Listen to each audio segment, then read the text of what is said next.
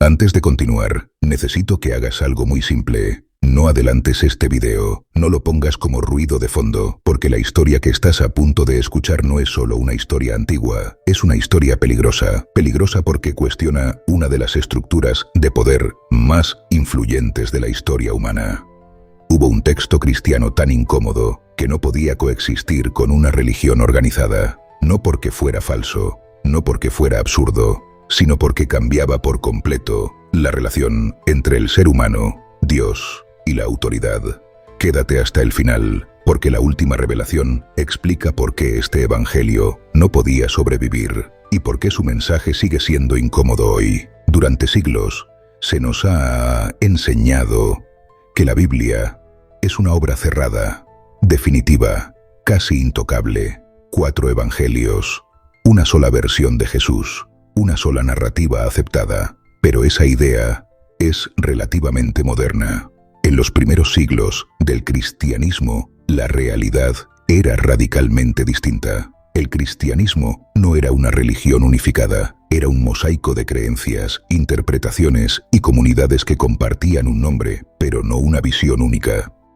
En aquel tiempo no existía una iglesia con poder absoluto, no existía un canon oficial, no existía una autoridad que pudiera decidir qué era verdad y qué era herejía.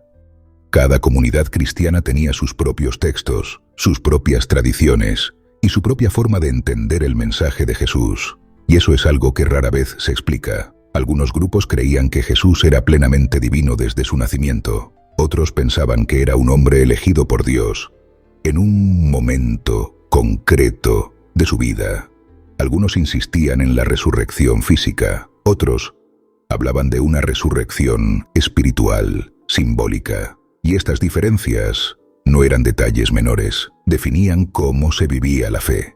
En ese contexto, comenzaron a circular muchos evangelios, no 4, muchos, textos que hoy conocemos como apócrifos, pero que en su momento no tenían ese nombre ni esa carga negativa. Eran simplemente evangelios, relatos sobre Jesús, enseñanzas, dichos, revelaciones.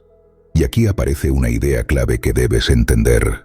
No todos los evangelios hablaban de lo mismo, ni transmitían el mismo tipo de mensaje. Algunos de ellos presentaban un cristianismo profundamente interior, un camino de conocimiento, de comprensión personal, de transformación interna. Y ese enfoque chocaba frontalmente con algo que estaba a punto de nacer: una religión institucionalizada. Cuando el cristianismo comenzó a ganar poder político, especialmente a partir del siglo IV, todo cambió. La fe dejó de ser solo una experiencia espiritual. Se convirtió en una herramienta de cohesión social. Y gobernar una religión significaba gobernar conciencias. Para eso, hacía falta orden, uniformidad, claridad, un mensaje único. No podían existir 20 versiones distintas de Jesús. No podían coexistir evangelios que dijeran cosas incompatibles entre sí. El caos espiritual no servía al poder. Fue entonces cuando comenzó un proceso silencioso, pero decisivo: la selección de los textos. No fue un momento único. No fue una decisión tomada en una sola reunión. Fue un proceso largo, político y profundamente humano. Se debatieron textos, se compararon evangelios, se discutió qué enseñanzas eran aceptables y cuáles no. Y poco a poco se fue definiendo un canon. 4 evangelios entraron, muchos otros quedaron fuera. Y entre todos esos textos excluidos, hubo uno que resultó especialmente problemático. Un evangelio que no hablaba de milagros espectaculares, que no narraba la crucifixión, que no describía la resurrección. Un evangelio que no necesitaba una historia, porque su mensaje estaba en las palabras mismas. Ese texto fue el Evangelio de Tomás. El Evangelio de Tomás no es un relato narrativo, es una colección de dichos atribuidos a Jesús. Frases cortas, directas, enigmáticas. Y aquí está la clave. El mensaje central de este evangelio no es la obediencia, ni el pecado, ni el miedo al castigo. Es el conocimiento. Según este texto, el reino de Dios no está en el cielo, ni en el futuro, ni en manos de una institución. Está dentro de cada persona, y esa sola afirmación cambia todo, porque si el reino está dentro de ti, no necesitas intermediarios. Si la verdad se descubre por conocimiento interior, no necesitas jerarquías. Si la salvación no depende de una institución, el poder pierde su control. Y eso hacía de este evangelio algo extremadamente peligroso. Durante siglos, el evangelio de Tomás fue tachado de herético. Se decía que era falso, engañoso, corruptor. Pero hay un detalle inquietante. Durante mucho tiempo, nadie podía refutarlo directamente, porque había desaparecido, hasta 1945. Ese año, en Nag Hammadi, Egipto, un campesino descubrió una vasija enterrada. Dentro había varios códices antiguos, escritos en copto. Cuando los expertos comenzaron a traducirlos, comprendieron que estaban ante algo extraordinario.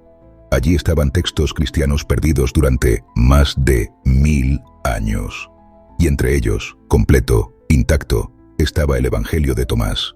Cuando los estudiosos lo leyeron, el impacto fue enorme, no solo por su contenido, sino por su antigüedad.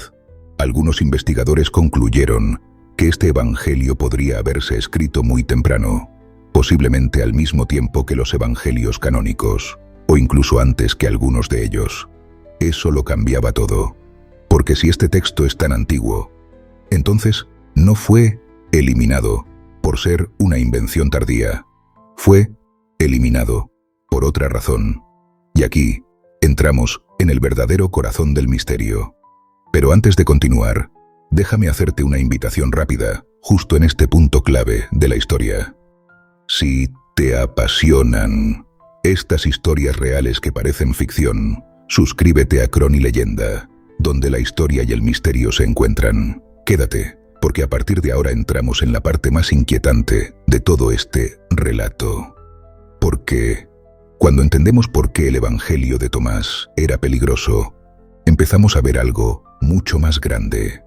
No fue el único texto eliminado, y el patrón que se repite en todos ellos revela una verdad incómoda sobre el poder, la fe y el miedo a la libertad espiritual.